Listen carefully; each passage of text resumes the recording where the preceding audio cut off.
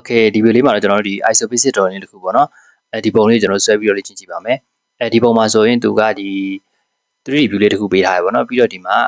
top front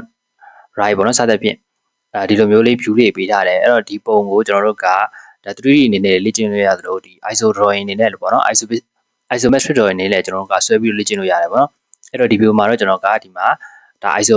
iso file လေးပေါ့နော်ဒီ file လေးမှာကျွန်တော်ကဒီ isometric drawing လေးတစ်ခုဘယ်လိုမျိုးဆွဲမလဲဆိုတော့ကျွန်တော်တို့လေ့ကျင့်ကြည့်ပါမယ်အဲ့တော့ဒီပုံလေးကိုကျွန်တော်တို့ကဒ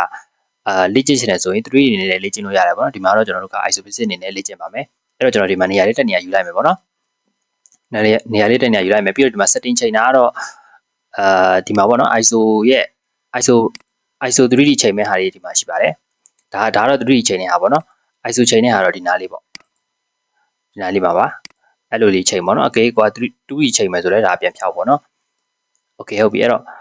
့ကျွန်တော်ဒီမှာပုံလေးကိုသွားပါမယ်အဲ့တော့ပုံလေးကိုသွားမယ်ဆိုကျွန်တော်တို့ကဘယ်ကနေစဆွဲမလဲပေါ့နော်အဲ့တော့ဒီအပေါ်ကနေစဆွဲလဲရတယ်အောက်ကနေစဆွဲလဲရတယ်အဲ့တော့ကျွန်တော်တို့ဒီမှာတော့ဒီ line လေးကနေစဆွဲမယ်ပေါ့နော်အဲ့တော့ဒီ line လေးကဘယ်လောက်လဲဆိုတော့ဒီမှာဒီကောင်လေးက90ပေါ့နော်ဒီ line လေးအဲ့တော့ဒီမှာကျွန်တော် line လေးတစ်ချောင်းစစောင်းလေးပေါ့နော်အဲ့ကောင်လေးကိုစဆွဲလိုက်မယ်ဒီကနေထိပေါ့နော်ဒီလိုလေး90ပေါ့နော်90အကေကိုယ့်ရဲ့ line ကဒီလိုမျိုးရှောက်သွားနေဆိုရင်ဒါ F8 နဲ့ auto move on လုပ်ပေါ့နော်ဒီမှာတော့ကျွန်တော်က90 enter okay ဒါဆိုဒီမှာ line တစ်ခုရပြီပေါ့နော်အဲ့တော့ပေါ့နော်ကျွန်တော်ဒီမှာဒီမျက်နှာပြင်လေးပေါ့နော်ဒီမျက်နှာပြင်လေးကျွန်တော်တို့အရင်စဆွဲလိုက်မယ်အဲ့တော့အဲ့မျက်နှာပြင်ကဘယ်မှာလဲဆိုတော့ဒီကောင်ပေါ့နော်အဲ့တော့ဒီလိုက90အပေါ်က28ပေါ့နော်အဲ့တော့ line လေးပဲယူလိုက်မယ်အပေါ်ကို28ပေါ့နော်28 enter okay ပြီးရင်ဒီဘက်ကဒီမှာပေါ့နော်14အဲ့တော့ဒီမှာလည်းတစ်ချက်ကြည့်ပေါ့နော်ဒီရှိက21ဆိုတာတော့ဒီ line လေးပေါ့နော်အဲ့ဒီကကြတော့14 enter okay ပြီးနောက်တော့အောက်ဘက်ကိုဘယ်လောက်လဲပေါ့နော်အောက်ဘက်ကိုဘယ်လောက်လဲဆိုတော့ချက်ကြည့်မယ်အဲ့တော့ဒီမှာပေါ့နော်ဒီကောင်က14ဆိုတော့ဒီကောင်ကတဝက်ဆိုတော့သူကလေဒီကောင်ကလည်း14ပေါ့နော်အဲ့ဒီမှာ line လေးယူလိုက်မယ်အောက်ဘက်ကို14ပေါ့14 enter okay ပြီးရင်ဒီဘက်ထိပ်ကလည်း14ပေါ့နော်အဲ့ဒီမှာ line လေးနဲ့အပေါ်14 okay ပြီးရင်ဒီမှာပေါ့နော်ဒီကောင်လေးဒီလို end point တစ်ခုဒီလိုချိတ်လိုက်ရပါပြီဒီလိုချိတ်လိုက်ပေါ့နော် enter okay ကိုကဒီမှာတွက်ချင်တယ်ဆိုရင်ဟိုပြန်စစ်ချင်တယ်ဆိုရင် calculation ပြန်လုပ်လို့ရတယ်ပေါ့နော်ဒီလိုမျိုးပေါ့ဥပမာဒီကောင်က90ပေါ့နော်ဒီကောင်ကတိုတယ်က90ဒီကောင်ရှိတာ14အဲ့တော့90ရနေ14ကိုနှုတ်လိုက်မယ်90နှုတ်14ပေါ့နော် okay ဒါဆို36အဲ့ဆိုဒီ line က36ဖြစ်မယ်ပေါ့နော်ဒီကောင်လေးကျွန်တော် right click property တစ်ချက်ထောက်ကြည့်လိုက်မယ် okay ဒါဆိုသူ့ရဲ့ length 36ပေါ့နော်ဒါဆိုကျွန်တော်တို့ပုံလေးကအဆင်ပြေတယ်ပေါ့နော်ဒါဆိုဒီဘက် line လေးရပါပြီအဲ့ဆိုကျွန်တော်ဟိုဘက်ဆက်သွားမယ်ပေါ့နော်အဲ့ဒီဘက်ဆက်သွားမယ်ဆိုတော့ဒီဘက်မှာဒီကောင်ကလည်း28ပေါ့နော်28ဆိုတော့ဒီမှာ line လေးနဲ့ယူလိုက်မယ် line ယူလိုက်မယ်ပေါ့နော်ဒီဘက်ကို28ဒီမှာဟိုauto move ကိုကျွန်တော်တို့ကပြောင်းမယ်ဆိုရင် F5 ပေါ့နော် F5 နဲ့ဒီ plane ပေါ့နော် right top left အဲ့လို plane လေးကိုကျွန်တော် F5 နဲ့ပြောင်းလို့ရပါတယ်ဒီ isometric မှာကျတော့ F5 ရယ် F8 ရယ်ပေါ့နော်အဲ့နှစ်ခုကိုကျွန်တော်တို့ကကစားပြီးလို့ရတယ်ပေါ့နော်အော်ဒီဘက်က28 enter okay အဲ့လိုပဲပေါ့နော်ဒီဘက်မှာဒီကောင်ဒီ line လေးပေါ့နော်ဒီ line လေးရတယ်28ပေါ့ဒီ line လေးပေါ့ဒီ line လေးရတယ်28 okay အဲ့တော့ဒီ F1 နဲ့ gain ဒီဘက်ကို28ပေါ့နော်28 enter okay ပြီးတော့ကျွန်တော်အလဲရ line လေးချက်ကြည့်မယ်ပေါ့နော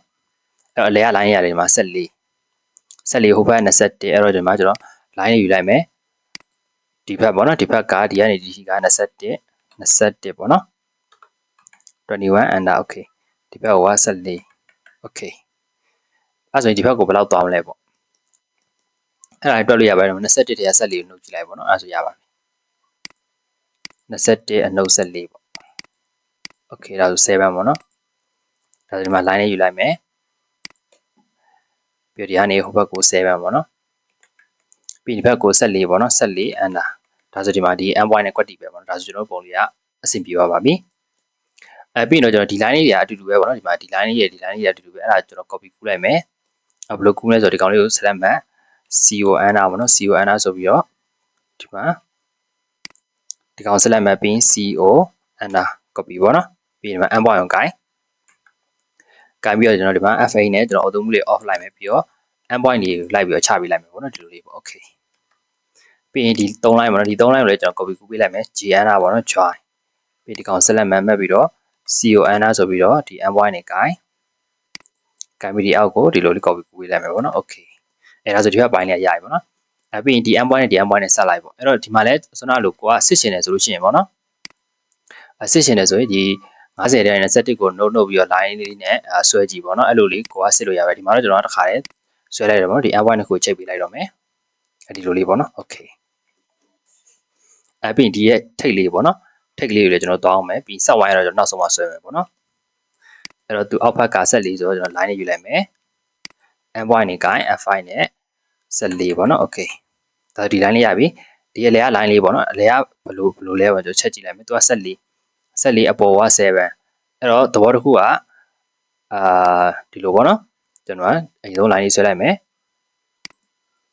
okay ပြီးဒီမှာဒီ mid point နဲ့ gain အပေါ်ကို7တက် okay 7 enter ပြီးဒီကောင်လေးကိုကျွန်တော် copy ကူးပေးလိုက်မယ်ဟိုဘက်ဒီဘက်ကိုခုံပေါ့နော်0နဲ့ဟိုဘက်ကို7 enter okay ဒီဘက်ကို7 enter okay အဲဒီလိုလေးပေါ့ပြီးမှ line လေးနဲ့ဒီထိတ်တစ်ခုဒီလိုလေးဆက်ပေးလိုက်ပေါ့နော် okay ဟုတ်ပါတယ်ဒါကျွန်တော်ရပြီပေါ့နော်ပြီးမှဒီကောင်လေးကိုကျွန်တော်ဘယ်လို reference ယူရတဲ့ဟာပေါ့နော်ဒီကောင်လေးဖြတ်လိုက်မယ်ပြီး tr enter နဲ့ဘယ်လိုလဲကောင်လေးဖြတ်လိုက်ပေါ့နော်ဒီကောင်လေးဘယ်လိုဖြတ်လိုက် okay ပြီးမှဒီမှာပေါ့နော်ဒီ line လေးတစ်ခုကျန်မယ်ဒီလိုလေးပေါ့ဒီကောင်ကကျွန်တော် fa နဲ့ plane လေးပြောင်းလိုက်မယ်ဒီလိုလေးပေါ့နော်ပြီးရင်ဟိုကောင်လက်မိချိန်မယ်ဆို extend နဲ့ ex enter ဆိုပြီးကျွန်တော် extend လေးနဲ့ဒီလိုချိန်ပေးလိုက်မယ် okay ဒါဆိုရပြီပေါ့နော်ဒါဆိုဒီမှာကျွန်တော်တို့လိုချင်တဲ့ဒီဒုတိယရပါပြီဒီမှာဒီ set wine လေးကျန်သေးရပေါ့နော်အဲ set wine လေးကိုကျွန်တော်သွားမယ်အဲ့တော့သူကဒီမှာဒီကနေဒီထိကို14ဒီမှာပေါ့နော် center point နေသွားဖြစ်တယ်အဲ့တော့ဒီမှာမှာ mid point ရှိရပေါ့နော် mid point ကို gain ပြီးဒီဘက်ကို14ပေါ့နော် okay ပြီးတော့သူ့ရဲ့cycle ရဲ့ diameter ပေါ့နော် diameter လည်း14ပဲအဲ့တော့ diameter 14ဆို radius 7ပေါ့နော်အဲ့တော့ကျွန်တော်တို့ကဒီမှာisometric မှာကျွန်တော်တို့ set wine ဆွဲမယ်ဆို el under I under ပေါ့နော် I under okay ဒီမှာတော့ဒါဆိုရင်ပေါ်မှာ f5 နဲ့ဒီလိုလေးပြောင်းပေးလိုက်ပေါ့နော်အဲ့တော့ဒီမှာ radius က7 okay ဒီလိုလေးပေါ့နော်ဒီမှာ reference line လေးကမလို့တော့ delete ပေါ့နော်ပြီးကျွန်တော်အောက်ဘက်ကိုဒီနေ့လေး copy ကူးပေးလိုက်မယ်နော်ဒီအောက်က line လေးရအောင်လို့အဲ့တော့ဒီကောင် select မှတ်ပြီး co under ပေါ့ f5 ပေါ့နော်အောက်ဘက်ကိုကျွန်တော်ဘယ်လောက်တောင်းလဲဆို7ပေါ့ okay ဘာကြောင့်လဲဆိုတော့ဒီ plane လေးပေါ့နော်ဒီ plane လေးဒီအောက်မြတ်နဲ့ပြန်ကျွန်တော်တောင်းမှာဖြစ်တဲ့အတွက်ဒီမှာဒီကောင်လေးက7ဆိုအပေါ်ကကောင်လေး7ပေါ့နော်တူတွေက14ဆိုပြီးမှမလိုတဲ့ကောင်လေးတွေကိုကျွန်တော်က tr enter နဲ့ဖြတ်လိုက်ပေါ့နော်ဒီလိုလေးအဲဒီလိုဖြတ်လိုက်ပေါ့နော်အဲဒါဆိုတော့ဒီမှာကျွန်တော်တို့ကျင်တဲ့ပုံရပါပြီအဲတော့ချက်ပြန်ကြည့်လိုက်မယ်ပေါ့နော် okay ဟုတ်ပြီအဲ့တော့ဒီ drawing လေးကကျွန်တော်က isometric drawing နေနဲ့လေ့ကျင့်လို့ရတယ်လို့ဒါ